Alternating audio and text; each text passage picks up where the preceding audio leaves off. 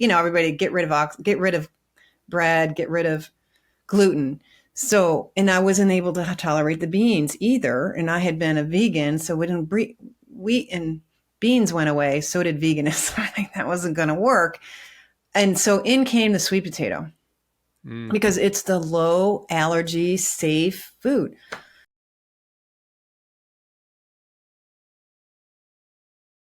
Welcome back to another episode of the Peak Performance Life podcast. Today we have a very important and very interesting topic that we have not yet covered on this podcast. It is the topic of oxalates, and we have with us Sally K. Norton, a vitality coach, speaker, and health consultant who wrote a book called Toxic Superfoods.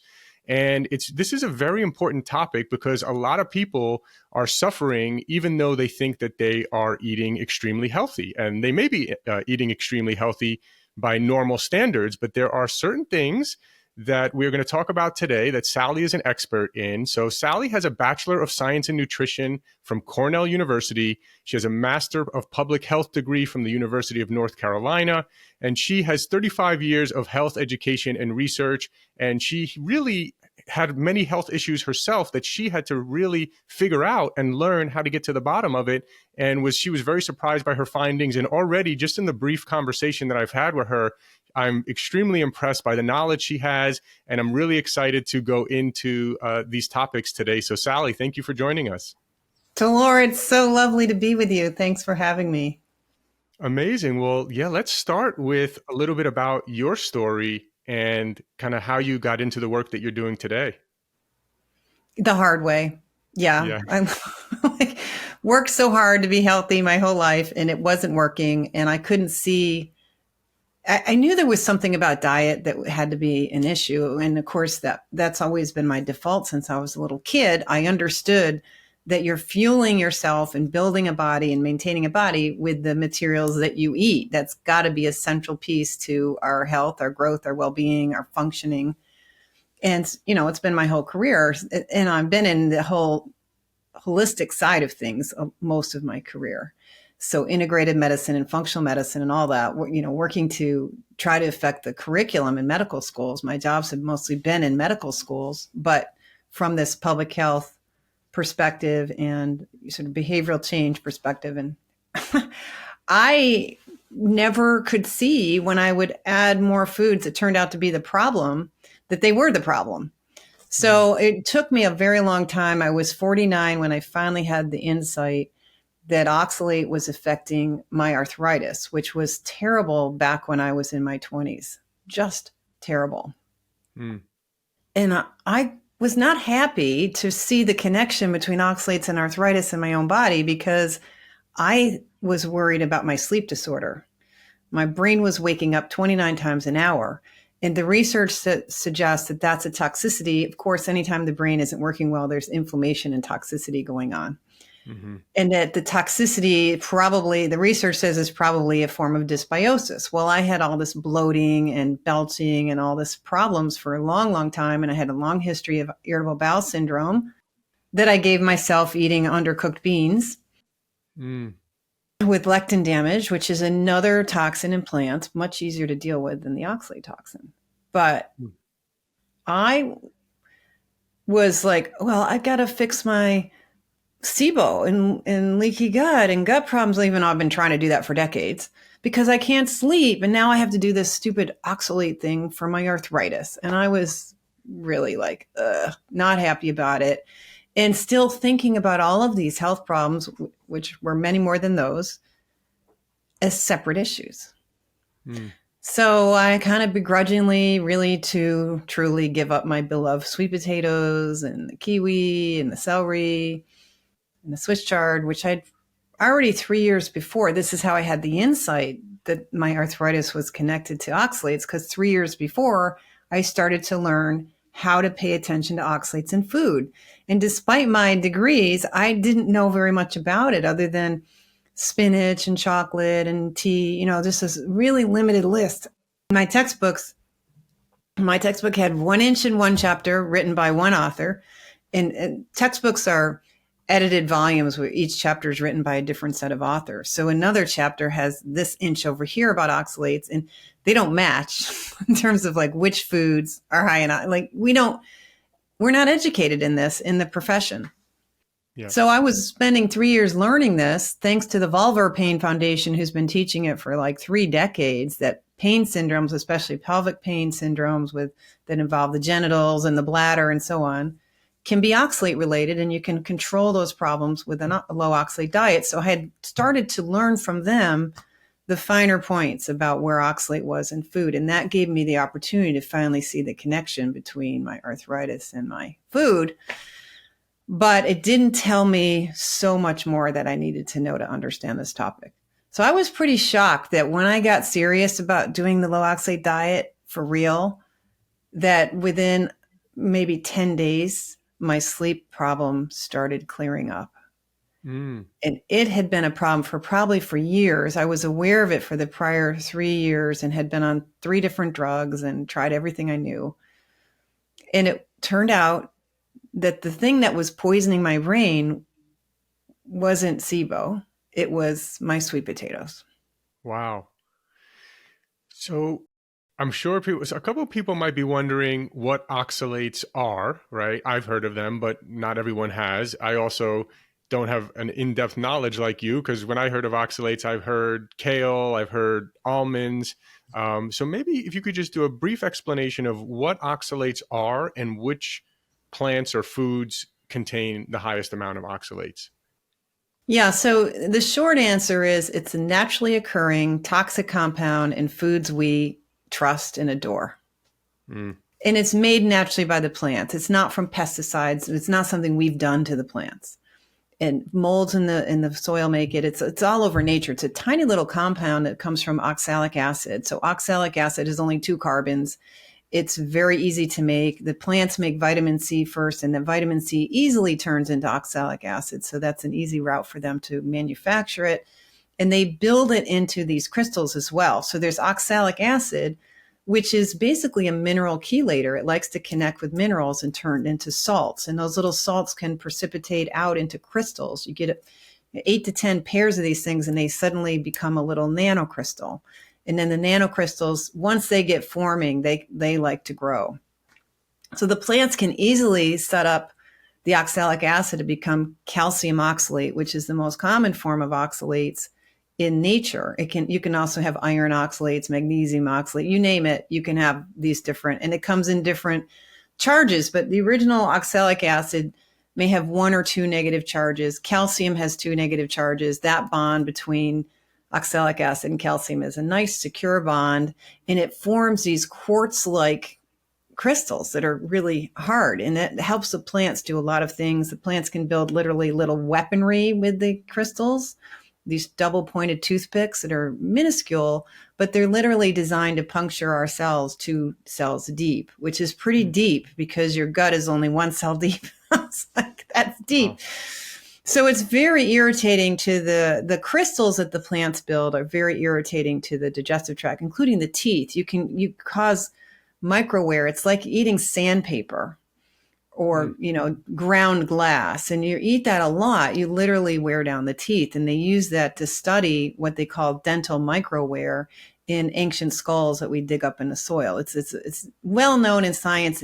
Almost every field of science, from anthropology and archaeology to the origination of chemistry and biochemistry and lab chemistry, we put oxalic acid in vials that you use to put the blood in when you're sampling blood for testing.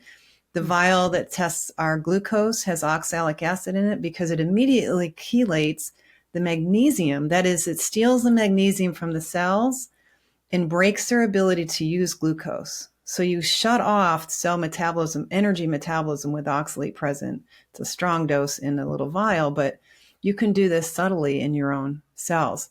It turns out that oxalic acid is the part that gets into your blood. So the crystals are ruining your teeth and abrading your digestive tract and increasing inflammation generally.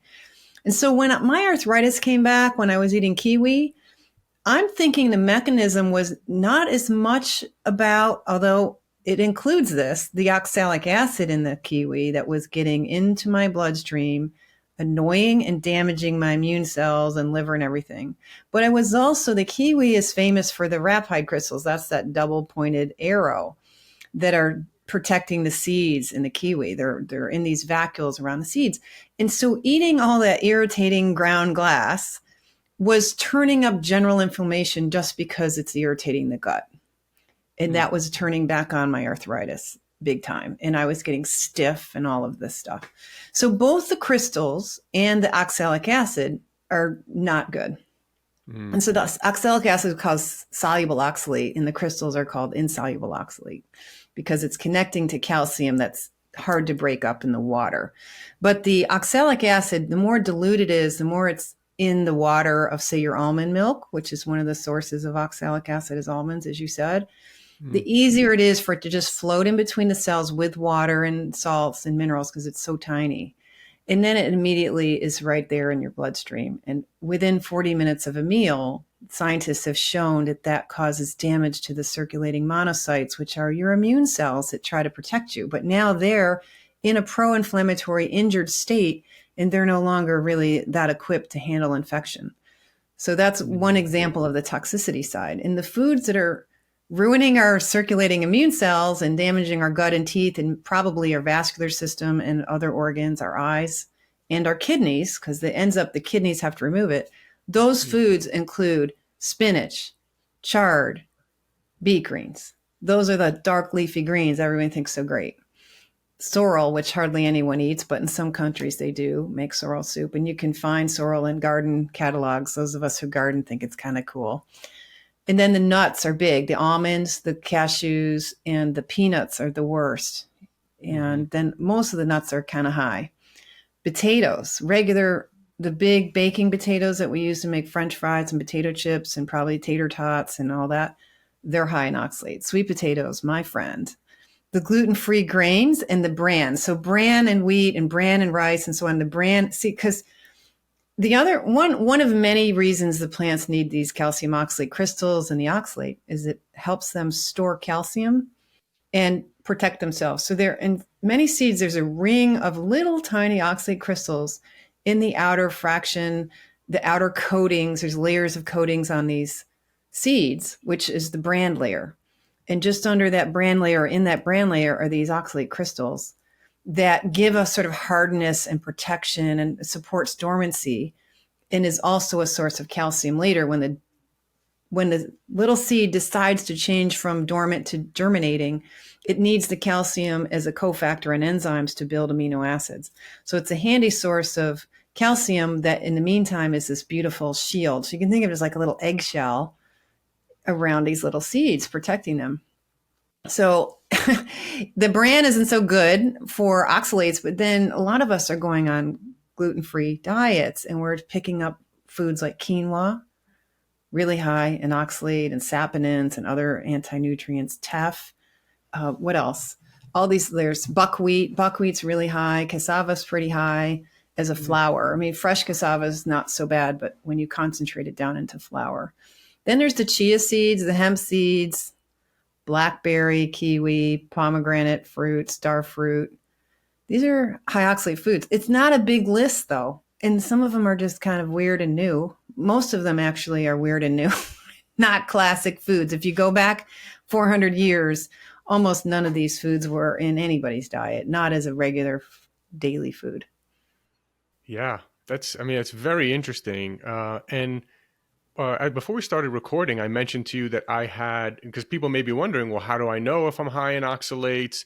And I mentioned to you before that I did an organic acids test that came back and it said, oh, my oxalate numbers were fine. And you had mentioned that you did this, you took the same test and it also told you that you were fine, but you clearly were not. So is there, first of all, what do you think about these organic acids tests, or is there a better test? How does someone actually know if they are high in oxalates? Yeah, it's a really great question. And we're so now conditioned to think a test can tell us things. And the one you're talking about is a urine test where you capture your morning urine in a single void and send it in. And they look at all the stuff in there and try to tell you stuff about your metabolism. And supposedly it's going to tell you if you have an oxalate problem or not. And we can see clearly from the literature that it doesn't work. And it certainly didn't work in my case. I was severely poisoning myself with oxalate at the time, really struggling, clearly sick, and it didn't show up in the test at all. My O test looked like I had not even close to an oxalate problem. And you see this in the literature all the time. All the various tests we can do, blood tests, urine tests, scans, MRIs, and CT scans, because you get to the point where the oxalic acid has taken enough calcium and minerals from your body, and there's enough of it there after these meals that it crystallizes out in your tissues and starts getting collected. And when you're like me and you're eating sweet potatoes every day, you force your body in a mode that you can call sequestration mode, where the body has to hang on to it in order to keep it out of the bloodstream and protect your kidneys from severe damage and from kidney stones. Because this is the main ingredient in all kidney stones, pretty much 80% or something like that of kidney stones are primarily made from oxalate. Over 50% of that is coming straight from the food you're eating. Wow. And the rest of it, a lot of what's the other oxalate that's in your body is coming because vitamin C becomes oxalate, which is a different topic. So we're still talking about testing. And the testing is pretty disappointing. The literature suggests that it takes 9 urine tests to even guess at your average amount of oxalate that you excrete.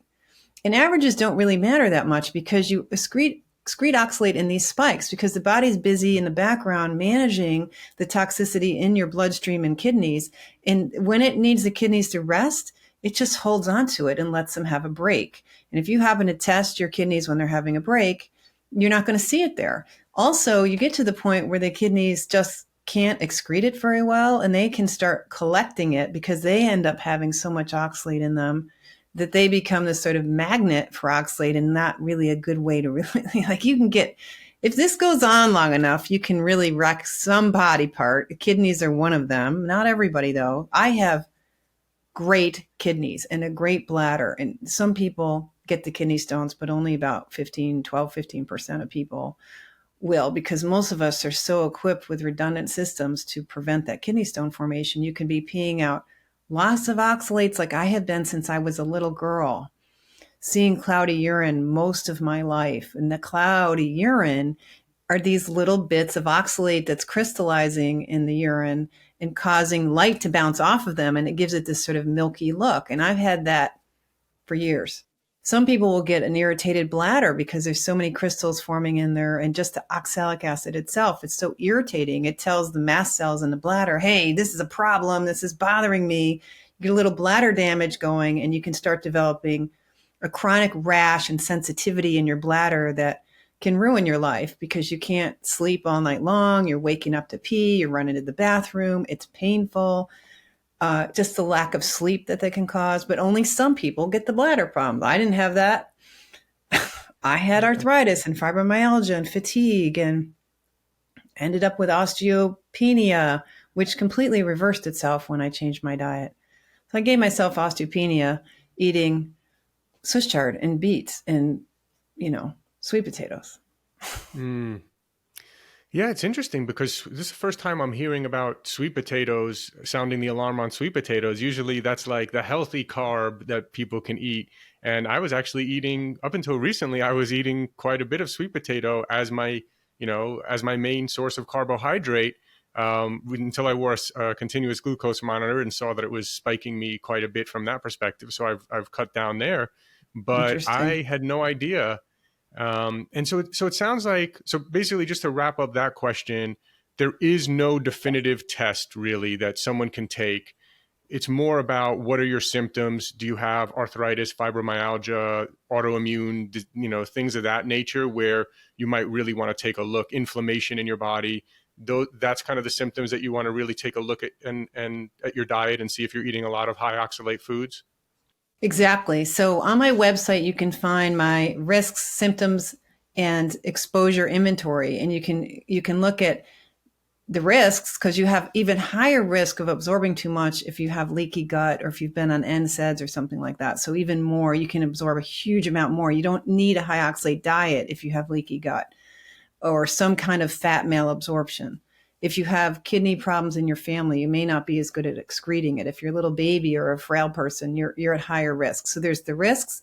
There's the symptoms, long lists of symptoms, autoimmune conditions, pain conditions, mood problems, digestive problems, all those things. And then there's all these foods. So if you've had the risks and the symptoms, you should suspect oxalate. But if you've been eating all these foods, they're toxic to anybody. So eventually you may end up with these problems. Unfortunately, like most things that are illnesses, the body doesn't complain, and you sometimes don't know until you're near the end and you're sort of stage 4 of whatever it is you've got. So you can't necessarily use symptoms, but if you start knowing when you're eating high oxalate foods and you realize your symptoms acutely that would occur after that sweet potato are going to be about 3 or 4 hours later. I didn't put that together because I didn't know that. So sweet potatoes was my safe, low allergy food. It was my starchy staple. It was my carb source because I no longer was seeming to tolerate bread because I was so into the heavy whole grain breads. It was probably more about the bran in that whole grain bread than it was the wheat in the bread. But, everybody get rid of bread, get rid of gluten. So, and I wasn't able to tolerate the beans either. And I had been a vegan. So when wheat and beans went away, so did veganism. I think that wasn't going to work. And so in came the sweet potato because it's the low allergy, safe food. So there's that. Where was I going with this? I think we were just talking. We were just talking about sweet potato and how we thought that was the best source of carbs. Thought it was the greatest. It sounds like what I wanted to share was that lag time and symptoms and how until you're eating oxalates. If I had known when I adopted the oxalates that this was a high oxalate food and it could cause problems other than kidney stones, then I would have noticed that within a few months of adopting that sweet potato starch, like breakfast, lunch, and dinner, some days it was that bad, that I developed, I'm in my mid 30s and all of a sudden I had crow's feet, lots of fine wrinkles on my face. I developed a lump on the top of my head. I developed little brown spots, which the dermatologist said were age spots. And when you're 35, you don't think you have age spots. And I also developed an evening knife stabbing pain in the rhomboids back here where the shoulder blades are at night, where I couldn't sleep. I needed to push in something really hard or get somebody to push on me because the pain was so intense. If I had known that oxalate was capable of doing all those things and knew that I was eating oxalate when I took on the sweet potato, I would have had the power and the good sense to try life without it. But I didn't know any of that. Yeah. The interesting thing here, or the challenging thing here, I guess, is because, we want to lower inflammation in the body. So yes, I follow what lowered inflammation in my body when I was very inflamed 10, 11 years ago was going on a paleo style, lower inflammatory, at least I thought lower inflammatory, type of diet where I eliminated grains, right? Bread, pasta, obviously sugars and processed foods. So you're eliminating all that. So then if we're now saying potatoes and sweet potatoes are also high oxalate, right? If we now eliminate that, and I am on a very low carb diet, but this almost forces you, like, how many more carbs are there? We don't have many other, are there any sources of carbs that you recommend and like maybe? Yes, if you can tolerate it, white rice, soaked so you get the phytates out and properly cooked and maybe even drained and, organic, not the kind high arsenic, which the US grown rice is all pretty high in arsenic. So I usually tell people buy Asian grown, organic, pre-soak it, drain it, cook it, drain it, and you're good. So that's a pretty good starch. There's also fruit juices because with the fruits, a lot of the fruits that do have oxalates, and many aren't that bad, once you turn it into juice, you've lost the oxalate. That's not true with greens and vegetables. The vegetables, when you juice it, you just make it more toxic because you're actually making it more dilute and watery and getting the fiber out of the way, and it's easy to absorb it. But the juices, pineapple juice, orange juice, even pomegranate juice is a third or less of the amount of oxalate as whole pomegranate. So the fruits are obviously a source of carbohydrates. And then there's potato starch. Even though potatoes are high in oxalate, you can use potato starch to thicken sauces and gravies and do different things. That's nice to have. If you want a little light breading on, say, you're pan frying something that you want a little light breading on, potato starch works great. It has no oxalate, because when you pull the starch out, you're separating out lots of things and somehow managing to leave the oxalate behind. So it's a little trickier though. If you're into high carb and plant-centric diet, it's a little tricky with the trying to avoid the oxalates. Yeah. And then same thing with nuts, right? I mean, I don't touch peanuts. I've heard a lot of really bad things about peanuts as that being the absolute worst nut. And obviously I don't touch those. Obviously other issues with nuts are that most of the nuts you buy in the supermarket are, roasted with, canola oil or soybean oil or some, toxic seed oil that we want to avoid. But when it comes to, like almond flour, for cooking things, or like, again, I eat like a protein bar that is made with like an almond butter base, because I feel like that's healthier than any other base that people are using in a lot of these protein bars.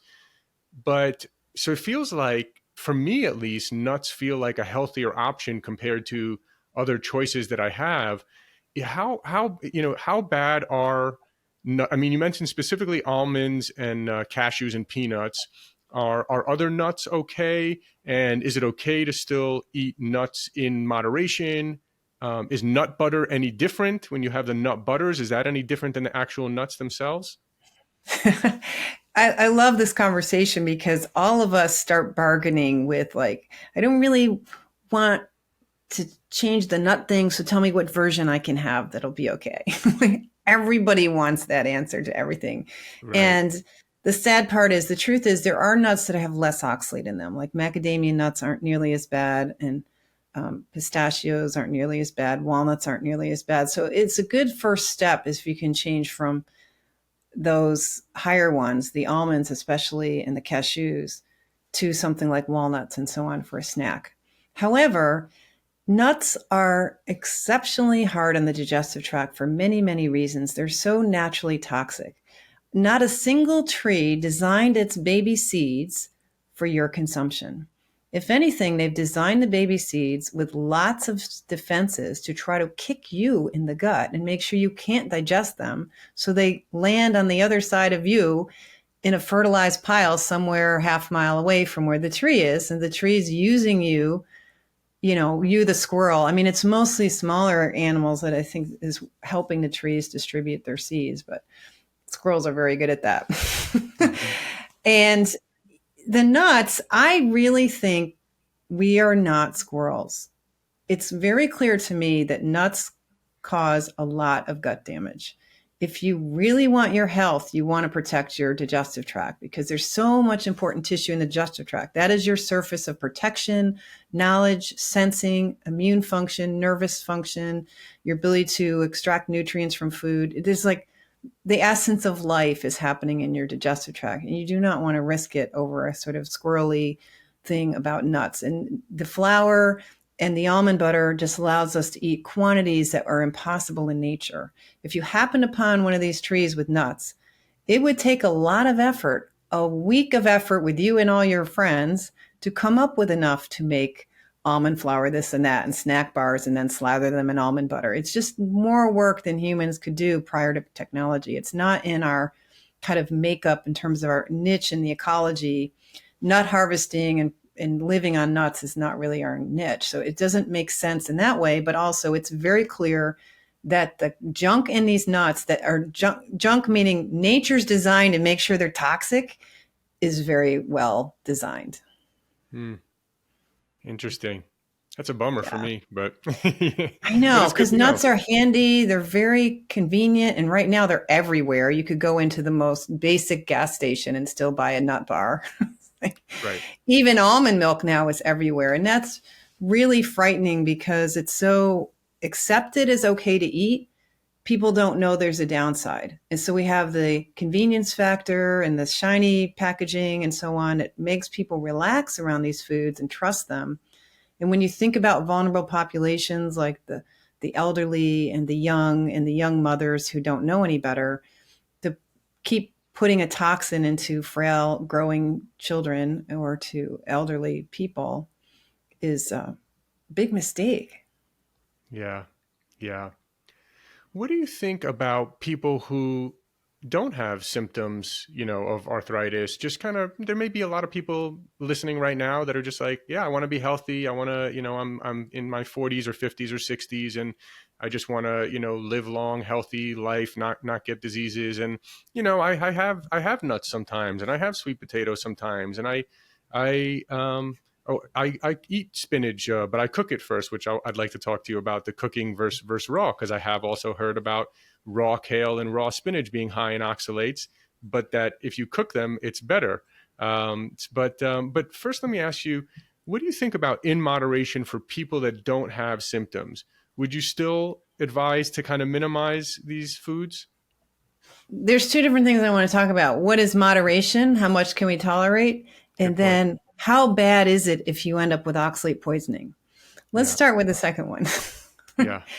It's pretty bad to end up with crystals in your thyroid gland, your bone marrow, and your brain, and not know it until it's too late, and then have to struggle with inflammation disorder because you filled yourself up with particulate nanocrystals. It's like having asbestosis in the brain, in the thyroid gland, in the bone marrow, not just your lungs. They can give you new lungs if you really need them, but you have to be on a list, and then you have to take drugs. Like, that's not a good outcome, to be filling yourself up with crystals and to be ruining your immune system and setting yourself up for either chronic infections, gut damage, or a chronic autoimmune condition because you're full of particulate crystals. So the potential severity of this is really surprising. And I couldn't have seen that in the medical literature alone. I spent 5 years or more, really 8, studying the literature carefully, and you don't see it there. Where you see it is out here in the real world, what is done to me, done to my followers. And every day I get some direct message somewhere that says, Sally, you're literally saving my life. I would be dead if you hadn't told me this. So from a prevention standpoint, if you think about a few simple swaps, like, okay, less sweet potato, less often. How about some butternut squash, a nice alternative? How about some romaine lettuce, arugula, watercress? There's many, many greens, many bright red ones too, like radicchio, that are low in oxalate. Simple swaps to avoid a natural toxin for powerful prevention is something that ought to spark your curiosity. And so how do you know how much of this stuff can you have? That's a big, tricky question. Yeah. You need to know how much that a healthy body can tolerate. A healthy body is designed according to gazillions of dollars of research for kidney health, looking at kidney stones, because that's the one place that we spend money on studying oxalate in human health, is the kidney stone problem, because it is the major kidney toxin that we're exposed to day in and day out, and will lead to some form of chronic kidney disorder if you live long enough. And most people end up dying of some kind of either fibrotic condition, which can be oxalate, some kind of renal failure, that kind of thing. But the amount we can handle is about 100 to 200 milligrams a day. One spinach salad is about 450 milligrams. Wow. And, a good keto style almond flour muffin is probably over 100. And a spinach smoothie is close to 1,000. Wow. So if we could all I'm saying is if we could learn that and know what our tolerance is and kind of come out of what I call danger zone, if you start eating these high oxalate foods and using them like we do in smoothies now, you are literally eating a dangerous level of oxalate that will get you eventually, symptoms or not. And chances are you have symptoms like I had, the knot in my back that was killing my sleep, and then later developed sleep disorder that I would never have connected with my healthy diet. I mean, I'm a health geek. I always do it perfectly. I garden organic. Like, you couldn't have done it better than I did. And the better you do this healthy eating, the more you get nailed in the long run. Yeah. So man, there's a lot here for a lot of things that people are doing with these smoothies, where they're just putting tons of raw kale, raw spinach, things like that in their smoothies. The salads as well. I did want to ask you also about cooking then. So I think you had mentioned to me before, I just want everyone listening, So cooking like the kale and the spinach, like sauteed or steamed spinach or things like that, does that do anything in terms of lowering the oxalates? Heat does not destroy oxalic acid or oxalate crystals. Pounding and blenders don't destroy them either. You can leach out some oxalates, a little bit of both kinds, the soluble and insoluble, will leach out into boiling water. So if you boil your broccoli, which is sort of medium is low, you can cut the oxalate level in half. But if you boil asparagus, it doesn't change it at all. If you boil spinach for 10 minutes, now spinach cooks in 2 minutes. So I don't know how you would eat that and still separate out the boiling water from the spinach. You could do that for a soup, but you have to throw out the water to reduce the oxalate. But with spinach, a standard portion of cooked spinach is a lot more than what's in a spinach salad because, it starts off this big and it shrinks to this big when you cook it. So now you're taking this much spinach and you're putting it in one little portion. So you're much closer to like 900 or more milligrams of oxalate in a little cooked spinach. If you could cut it down by a third because you boiled it, you've brought it all the way down to 600, which is still 3 times what you're designed to handle. So it might lower it, but who wants to eat boiled spinach when you're making a smoothie or a salad? It's not going to happen. Right, right. Really good information here. Before I do want, so SallyKNorton.com is your website, right? And you said people can find different lists of foods and resources and things like that. is the website, and you can on get your that website. Is that right? inventory there. There's a PDF cookbook there that you can get 180 recipes to learn how to cook with cabbage and rutabaga and turnips and lots of there's more low oxalate foods than high oxalate foods. They're just not as exciting. They're not as popular. They're not on the cover of magazines. They're not as cute, but they're safer. What are some of your favorite go-to meals that you enjoy that are low oxalate meals? Well, I used to cook a lot of those kind of with the cabbage family vegetables with rutabaga and turnips and celery root and make this fantastic like purees that are probably better than potatoes. And used to love to do a lot of that and make fantastic romaine lettuce salads I do a fresh lemon salad dressing with some Dijon in it and so on. It's delicious. And you can whip up all of that. I don't do that anymore. My system, probably because of the oxalate damage and the lectin damage and the inflammatory, I'm in a chronic disease now. I created a chronic inflammatory disease. So I don't tolerate that stuff very well. So I like to go to the fish store and roast beautiful fresh fish and make a beautiful butter sauce for it and serve it with a few olives, which are technically high oxalate, but you can have foods with oxalate in them if you're within the bounds. And in fact, it's sometimes even helpful for people like me for a whole nother reason. But I'll have olives and capers and butter sauce and maybe cook some winter squash to go with it. Maybe have some fruit for dessert, have some coconut. I'll make a coconut treat with coconut flakes or have a little coconut ice cream. But basically, I cook a lot of meats and butter, and that's my staple. I like even canned sardines is a very popular quick meal in my house. Yeah. Simple. Yeah. You did mention earlier fruit juice, and I know a lot of fruit juice is very high in sugar, is not really very, like the juice that you buy in a supermarket, right? Most of that is not very high quality juice, I would think, and also very high in sugar, right? Compared to eating the actual fruit itself. Just wanted to kind of ask you about that. Do you prefer to eat actual whole fruits, or when you mention fruit juice, are you making the juice like naturally with the fruit, or are you okay with like supermarket bought fruit juices?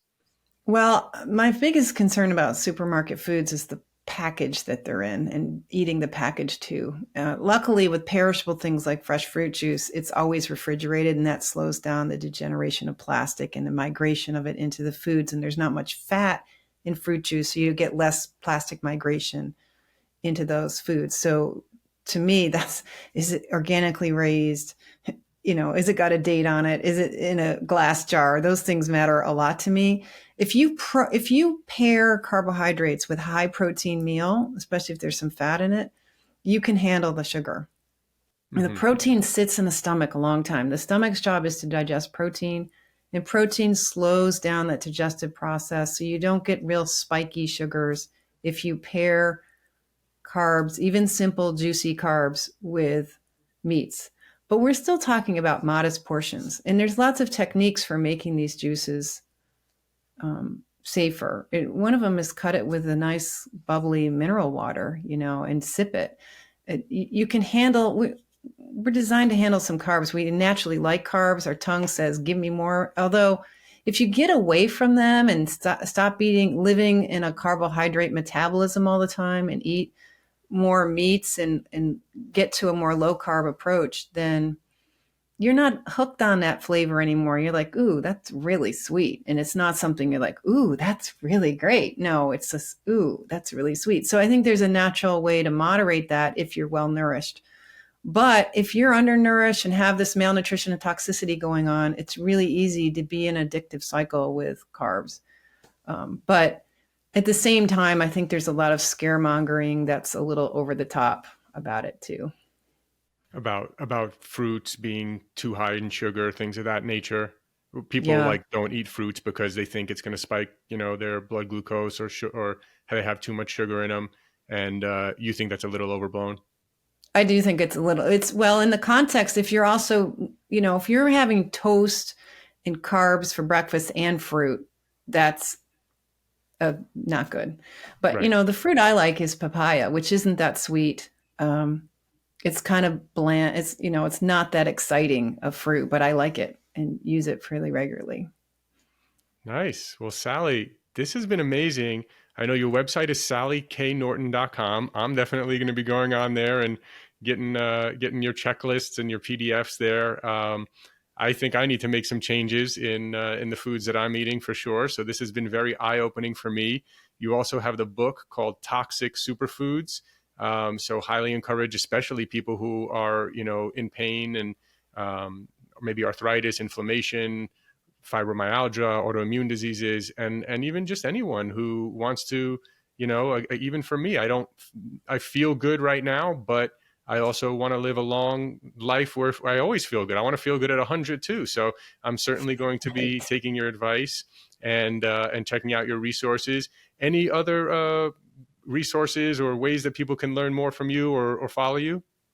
Well, definitely work with my website if you really want to connect with me. And you can come to a group meeting. I offer group meetings at least 3 times a month, and I'll teach with slides, and you get to meet other people going through this, and you'll have your eyes further opened. You can see me on Instagram. I have 2 accounts there on Instagram. I also have a YouTube channel. You can find me there as well.